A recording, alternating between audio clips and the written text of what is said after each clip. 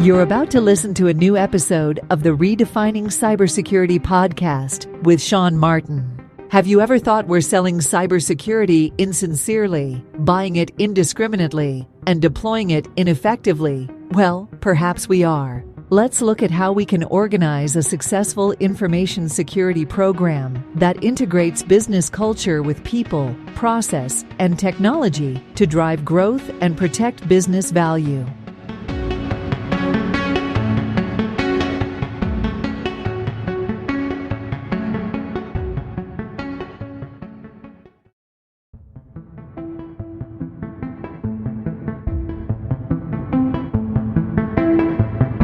Imperva is the cybersecurity leader whose mission is to protect data and all paths to it with a suite of integrated application and data security solutions.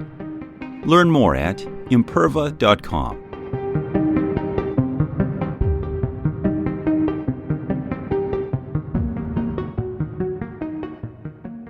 At Level Blue, we simplify securing your most valuable business assets by providing broad cybersecurity experience and award-winning services.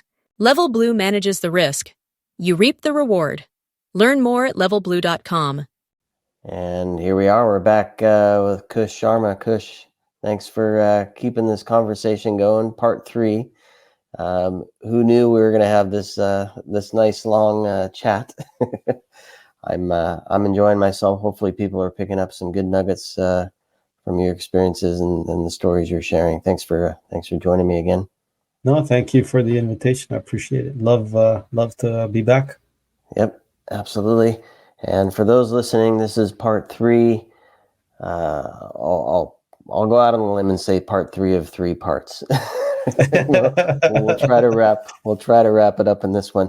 The first one was all about kind of setting the stage and setting the scope and getting some of the initial requirements understood. And then part 2, we talked about negotiating and kind of the back and forth between the different teams and business and ops and finding the right path forward at the executive level to make sure that they understand what's really going to happen from a business perspective.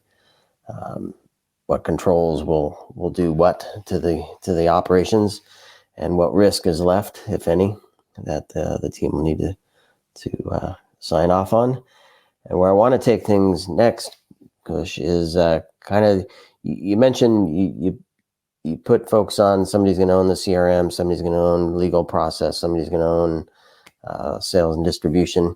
From a security perspective, understanding those systems and those applications and those business processes, and really having that relationship with each of those business units and functional teams to ensure that they know what's going on so that they can identify the risk and put the right controls in place and talk through that stuff with those business teams. What I want to take us to now is all those folks coming back together, assuming they do, under you in some one or more meetings, I'm presuming, where each shares their stories, their updates from the conversations they're having, the projects they're implementing, and the security program updates that follow. I suspect that there are some commonalities across different projects that they're each working on. There might be, so one person might have, well, we just did that last quarter, here's how we proceeded with that project. You might apply this learning to your project and move things forward faster. So talk to me a bit about how that team of functional security leaders, I'll call them, you might have a different term for them. How do they come together? How do those conversations sound? When are you involved in them to help drive your vision for security ops and the CISO office? And what do you take out of it? I'm asking a lot there. So what does it sound like? Where do you drive? Where do you listen?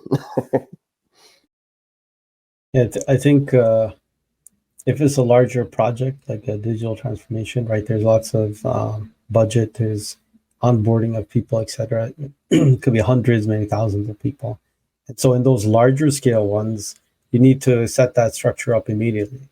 And so like larger financial institutions and, let's say Fortune 50 or whatever, they have the business information security officer, right? So they have the BISOs already in place. But, when you're doing a brand new implementation, it's usually something new in a certain area, or they're revamping and right all the old stuff into something new. And so they might not have that structure. So you have to educate the executive that, listen, if we're transforming all the business and then obviously the underlying infrastructure, security is part of the infrastructure. Because they usually forget about that, or they under budget for it. And so you need to be, if you're hired into an organization as their first CISO or a new CISO to take on like these larger projects, because it's a different skill set than a normal CISO, then you need to make sure that they're aware that the team size will increase during the project. So that usually is supplemented by consultants, right, and contractors. And so you would have to set that expectation, saying, okay, in order to do all this, we have X resources. We're going to go to Y resources internally, so our OpEx is going to increase. However, in order to get this done in this very aggressive timeline, we need external parties to come in that are experts, sharpshooters. They're going to do all this specific work for us. This is how the team structure is going to be set up. It's going to be focused on the business and focused on the three objectives. Let's say there's three of this transformation, or the company's objectives. One is a transformation, one is a merger, and one could be something else, like a new laws coming in. They have to comply to it.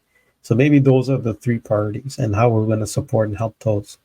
And so that all has to be broken out and explained first to them to set the expectations that we need business people.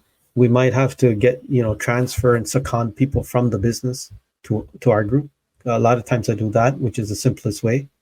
And then you get the stakeholders buy-in, because you're taking someone from the business unit, bringing them into security, educate them, train them on security. They're going to work with you for a year to 3 years. And they're already, influencers in their group. They're already the ones that will tell the story. It's not technical security people. And so if you could convince that one person, and if you could have that person understand technical topics in a way that they can explain it, right? Because they're not security people, you've done your job well, and you're going to be successful because they're going to be the champion for you, and they are from the business. They know everyone. So if that person from the business is telling their colleague is telling them, no, they're okay. These people are okay. I know why they're doing it. I know the reasons. I know what can happen if we don't do it, and they'll be the ones that are champion. So actually, you don't even have to be out there on the ground level and on the executive level. You just have to worry about the C-suite level, right? And making sure that there's no misperceptions, miscommunications, political agendas, right, that have gone haywire. So you got to worry about those type of kind of issues. And then you basically embedded the business into the security function, vice versa. People say, let's embed security into the business. Well, take the business and put them in security, right? And then they can go back, and then you have all of these BISOs everywhere, right? You could call them whatever, right? But they're basically business folks from the business that do finance, that do logistics, like from the plant, right? These are real people. These are not consultants. These are real people from your organization seconded to you for whatever time you can get them for. And so then also you, in that method, you also save a lot of money. So because they're internal resources, the cost structure is much lower than a consultant, probably at least 3 to 4 times lower for an internal resource, right? Than a very specialized security consultant, right? That you have to manage and you have to oversee, and they're mostly techies, and you can't have them talk to the business all the time on their own, right? So now you need a layer of PM and all kinds of people on top of that. So if you can take this business approach up front, if you have the benefit of doing it, in smaller organizations, you're not going to have all of that. So you just probably have to be a little bit more hands-on as a CISO if you're in a smaller organization and do it yourself. Maybe have 1 or 2 people, and then get some consultants to help you with the business side. But the larger organizations, they have these structures already in place for everything else. So that's, I think your first question, I forgot the other two. You could repeat them. I know. I First like doing question that. is, I like embed loading up them. all the. Yeah, that's Yeah, how I've done it. And there's learnings there. It's not like it's been successful. I've done it multiple times, and every time I iterate, I adjust, right? And every time there's a different political situation, you have to adjust because the model might not work 100%. So it might work 80%, 90%, but you have to do the tweaks. Every organization is different. And some folks you have to know, some folks will never be happy. Okay, never. No matter what you do, no matter how you help them, they will not like your organization. They don't want to change, and they will be fighting the whole transformation, including your group. So you have to not take it personally. And sometimes you have to have that thick skin and just, let them vent and let them say what they have to say. And then you deal with the other executives because there's no getting through to that group. And if there's no getting through to them, then you have to escalate, right? So those are the harder conversations to have, but you don't want to get there. But if you do, then you have to be ready. You have to look at yourself like you're the C-suite. And if there's contention in the C-suite, they talk about it. You have to be able to defend your point and your view. You can't go in there like you report to them. No, you're on the same level as them. And that's what CISOs forget many times. You're the CISO. You have to act like C-suite, and you have to defend your position. If you defend your position well, the decision may come to what you're saying, or it might go to whatever the opponent is saying, right? The other executive. But at the end of the day, you have to realize you've done the best you can. The corporation has made it, or the organization or the government has made a decision, and now you have to fall in line immediately. You can't be resisting that because they've understand the risk and you've told them everything, and people have signed off on it. So now you have to get in line and make sure the mission is going the right way, and that even though you disagree with whatever the decision was, that you implement it, right, with 100% of everything you got, right? So you can't say, I don't like this, and they should have done it this way. Well, I'm not, I'm going to take these two people off and put them on this project now, and they're going to fail anyway. No, you can't be like that. You have to. No, these are the best people. We're going to put them on. We're going to make this successful. Well, this is you're starting to answer part of one of the other questions, which is how do you engage with your team that are looking at all the different functions? And what I'm hearing as a starting point is understanding your peers' perspectives, holding the ground for what your team is telling you, plus your own knowledge to maintain your position, and then following the decision that the C-suite makes. That, to me, that's bringing back, this is the decision. We may not agree. Here's the plan to make sure that we're implementing it to our best ability to achieve what the company's decisions trying to get as an outcome. So how do you successfully I mean, this is leadership 101, right? But how do you successfully get the team to follow along with that? Because they probably see all the next level details of, well, that decision is going to end up being X, Y, and Z, but I guess we have to follow suit. So how do you bring that back to them? I typically try to set expectations before any major project starts. So I sit with the team and the key players on the team and say, listen, I'm going to take the perspective of the team, and I'm going to do as much as I can from a security perspective. There'll be some decisions made that, right, are not in our favor, or it's a decision that, is going left and we're going right, but that's the way it's going to be. But the clear message to them up front is I will support you as the leader, and I will at least go and make the case, which many people don't even do. And the fallout of that and the decision that comes out of that is what we're going to live with. And I tell them very clearly, in some cases, it would make sense, and we're going to move forward with our recommendation, right, from a global company perspective or a government perspective. But in some cases, right, there's going to be speed to market, or some other driving factor that we need to get this thing out. And then we're going to have to be very, flexible from a security perspective, which means not all the controls are going to make it to production day one. They might make it day 90 or day 180, right? So we're not going to say, don't do these controls. We're going to say, okay, let's be flexible about it, right? And we're going to have risk acceptance, etc. And we're going to do the follow-ups, right? Our team's going to do the follow-ups to make sure that they actually put the controls in when they said they're going to put them in after. So that transparent conversation is vital, right, to have. And many CISOs, because, they have many layers, right? The larger organizations and governments, they have many layers under the CISO, in the CISO organization. So sometimes the message doesn't get filtered down. But so you got to have like an all hands meeting with your whole team, from the analyst all the way to the VP, and say, this is the rules of the road. These are the guidelines, right? We're going to be helpful. We're going to be respectful. We're going to provide our viewpoint. We're not backing down. However, we're going to be understanding of the requirements and understanding of the view of the other person.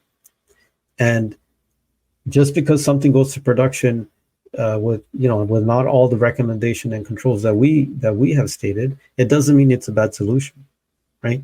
The functionality is still there, and they're gaining market share. They're maybe they're number one in the first month or whatever, and their revenue's coming in. Well, that is going to be seen as a positive for security because we helped them through that process, and slowly we're putting in the controls after production, after it's gone live in production. And then we might actually even get more money because they were like, okay, you supported us and we understand the importance of security. So this was your original ask. And I know we cut it, but we just made so much money in the first quarter. We're going to give you the full amount that you wanted. So go ahead and implement that security that we need. And so a lot of times that happens and you're kind of surprised sometimes. But yeah, transparency. Now, if there's no choice, like you didn't have that discussion, get the bad news or not favorable news, and you have to go tell your team, well, you have to be positive about it. So you can't go to the team and say, well, they didn't listen to me. No. Well, you're C-suite executive. You have to do what the organization would like you to do. And you have to be positive about it, right? And so you have to look at every positive aspect of whatever the decision is, and you have to communicate that. And some folks in your organization will not be happy under the CISO, but that's okay. You can't make everyone happy. And there'll be some folks that have some questions. You answer them transparent as possible, right? And then you move on, right? And there's no more discussion after that because the decision has been made. We give an opportunity for our people to give us feedback. So we will take the feedback. We're going to keep track of the feedback. So it's not like our people are telling us something, we completely ignore it, and 2 months later we're like, oh, what was that you told us, right? No, we keep track of it. You actually document it, and you come back to it every few months and say, did we check off any of these boxes, right? As this project is going forward, maybe you have, and then you go back to your team and say, listen, the 10 things that you had questions on, hey, 4 of them we've solved now, right? So that builds credibility and trust within your organization and your people, because they're like, yeah, maybe he did not or she did not get everything, but they're working towards that. And then they see the incremental progress. And then when they see that, they're like, okay, no, they're doing something. They're always doing something for the team. They're always doing something for the protection of the organization. And so that quickly translates to trust. Trust builds confidence. Confidence, people are more excited. They're more excited. They do a lot more work. And then when they do more work, we're pumping out more outputs. Outputs come out, right? Business is happy, infrastructure is happy, etc. And the executives see everything that we're doing and how fast we're doing it. It goes back to then the trust, and then the confidence, and the cycle continues over and over again. And then you see elevation. Yeah. Then you see elevation in your role. You usually get more responsibilities. So for example, I was doing traditional cyber, then I was given forensics in one of my experiences. Then I was given privacy operations. Then they asked, one of the experiences, they told me to do physical security. So it wasn't about the task, right? It wasn't about, hey, take this unit. It was, okay, whatever we're giving this executive, they're figuring it out. even though it's not maybe their area of expertise. And then they're delivering on what the outcome is. But not only that, they're automating things, because security people like to automate things, make it more efficient, right? More technology versus human beings in the day-to-day task, right? Because it's very difficult to do those tasks these days. So then you're saving money, you're thinking of new ideas, you're working with them, you're taking on the additional responsibility. Now the additional responsibility translates into what? More intelligence gathering for you as a CISO. Now I always say, yeah, there's a CISO, but our business is actually intelligence gathering.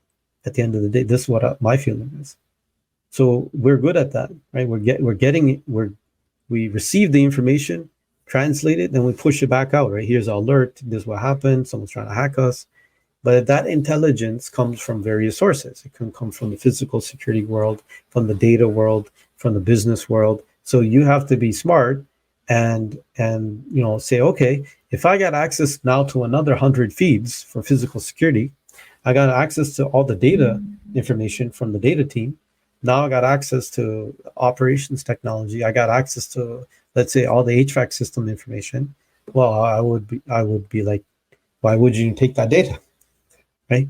Now you could correlate, and you could look at and make your systems more intelligent, right? Those outputs are more intelligent, more integrated. So if someone, let's say, standing outside a plant, I don't know, let's say it's a water plant, for example, when I used to do water, they're standing outside the water plant for X amount of time, and you got your SIM or your SOAR hooked up, or your data lake hooked up to the CCTV cameras, and the feeds coming in. And the cameras are very intelligent these days, right? They have sensors. They're not actually old school cameras. They're actually sensors. So now it's going to flag, and it's going to come into your operations center, right? So they'll get it, and then you'll get the SOC will get it. Then you correlate that with potentially facial recognition, and it's okay, this person not an employee, right? You could tell that immediately. This person's a contractor. They were supposed to leave yesterday. Why are they here today? That's like real-time data you can get, right? If you put together the different information systems that you already have access to. So you could start becoming more intelligent, and then you say, hold on, send out the security guard right now, right? Send out the dog. Why? Like he's a vendor. We understand, and we know who it is, but they're supposed to leave yesterday. Why are they back, right? Did they not finish the job because the contract's finished? So you hook up all of these different systems together to get the data, and then you can make some real world, real life, real time decisions that are tangible. And then you take these examples that you build as a CISO, and you go to the executives and you say, this is what I did in the last month. This is what this is the data that you gave me. And every time you give me more data, I could see more. And when I see more, I can build more use cases. I can correlate all kinds of different data together. Now, these are all the scenarios that I found just in 1 month. Now, if we didn't find these things, maybe this person would have gone into that plant and caused some problems. Who knows? Right? So these are real life use cases that I usually present. And I dumb it down, right? You got to make it simple. You got to simplify it. But you have to be able to take practical examples of what's actually happening with the investment that they made, right? Millions and millions of dollars of investment, but CISOs forget to go show them that their return on investment is XYZ. And when they see this, that you're catching fraud, you're stopping attacks, executive impersonations, etc., disinformation campaigns, all of this is in the realm of the CISOs with all the tools, right? And the threat intel people and the SOC people and the threat hunters and the pen testers, etc. All of these people together as a holistic team, forensics, etc. You paint that picture that no one else could paint. No one else can provide the end-to-end. Okay, this is what's happening here, and this is the impact over there. And when you do that, they're going to be like, oh, we need to definitely keep the investment going in security. By the way, how much more do you need, Kush? We want you to actually go over here and look at this problem that we have now. So I've been in many circumstances where they give me responsibility that's of areas I have nothing to do with cybersecurity, right? But it's not the cybersecurity, it's the intelligence gathering, it's the way you think, it's the way you make things more efficient, it's the tooling, it's the questions that you ask, right? So you take whatever problem they give you and you're providing a solution. And many cases I've taken it on, provided the solution, right? It took 6 months, a year, 2 years sometimes, depending on how big the problem was, fixed it, and then gave it back to them, right? Because I don't want to do that. It's not my area. And so then that builds a lot of trust. And then you get whatever you want for your budget after that. Like, just ask for whatever you want, you're going to get it.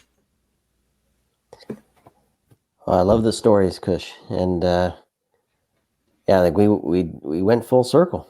I think we, yeah.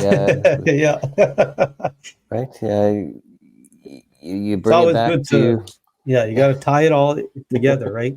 exactly. Because if you don't tie it together, it's like a high level theory discussion that we have as CISOs, but you got to actually put it into practice, and you have to understand the impact of what you're doing on 30,000 feet, but how does it get to zero, right? How do you, and then negative if you're going into the ocean. So how does that whole thing work? You got to understand that and the impacts to everyone in that whole circle, the whole supply chain.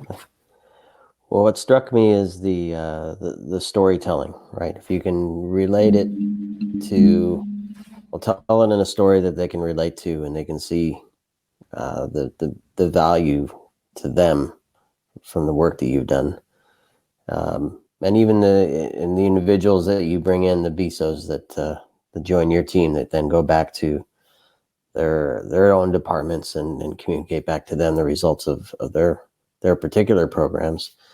I think all that helps to feed security back to the business, so they start to think about that as they're, guess what, defining the next innovation and the next transformation and the next business opportunity they're going to pursue, and the next plant they're going to stand up, and the next country they're going to target, and the next whatever it is, right? It'll be top of mind to them because they've heard it from you. All right, well, here we are. Let's wrap here. I think a nice part 3. I still have many questions, but that's just me. But it's not the last time you'll be here. I suspect. Hopefully, you'll come back for even more. We won't make it a part 4, but we'll pick a different topic. As you know, we I don't know. We spent maybe an hour the other day, kind of walking through some of the stuff that you have available to speak to, and I think we ended up with no lack of opportunities and topics to explore sectors and different parts of the program, different parts of the life cycle. I mean, we had all kinds of things we can talk about. So I think this is a great start with 3 parts, and hopefully everybody enjoyed the conversation, and like I said before, got some nuggets from it, and encourage everybody to listen to all 3. They're roughly 40 minutes each, so nice little bites to chew while you're driving or something. Kush, thank you so much. Been a pleasure, my friend. Sean. Yeah. And thanks everybody for listening and watching to these 3 parts of building a CISO office from the ground up with Kush Sharma here on Redefining Cybersecurity. Stay tuned for more on the channel, and who knows when Kush will come back. And if you have an idea for a topic, a problem you're trying to solve that you think we can tease out a bit, let me know in the comments. Otherwise, Kush and I will pick from the list and hit the next one. All right. See you all on the next episode of Redefining Cybersecurity. Take care.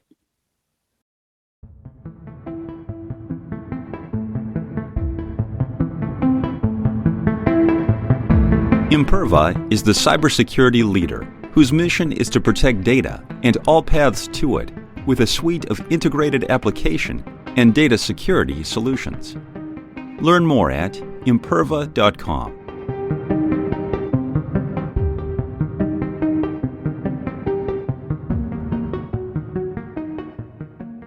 At Level Blue, we simplify securing your most valuable business assets by providing broad cybersecurity experience and award-winning services. Level Blue manages the risk. You reap the reward. Learn more at levelblue.com.